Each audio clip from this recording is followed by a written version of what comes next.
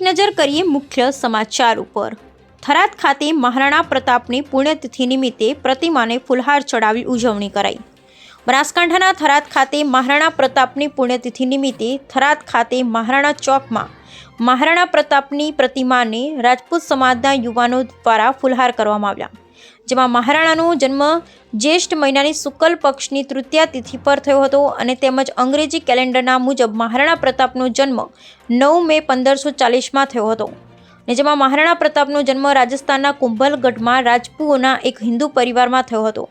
તે સિસોદિયા વંશના વંશજ હતા અને મહારાણા પ્રતાપે ઘણીવાર રણભૂમિમાં મુગલ શાસકો તો ટક્કર આપી હતી અને 19 જાન્યુઆરી 1597ના રોજ મહારાણા પ્રતાપનું અવસાન થયું હતું, ને ત્યાં સુધીમાં તેમણે એમના મેવાડને ખૂબ સુરક્ષિત બનાવી દીધું હતું। અને આજે થરાદ ખાતે મહારાણા પ્રતાપની પુણ્યતિથિ નિમિત્તે સંજયસિંહ રાજપૂત, જયરાજસિંહ રાજપૂત, રમેશસિંહ રાજપૂત, હાર્દિકસિંહ રાજપૂત, વિક્રમસિંહ રાજપૂત, હઠીસિંહ રાજપૂત, મનુસિંહ રાજપૂત, વિજયસિંહ રાજપૂત વગેરે ઉપસ્થિત રહી પ્રતિમાને ફૂલહાર કરી પુણ્યતિથિની ઉજવણી કરવામાં આવી હતી।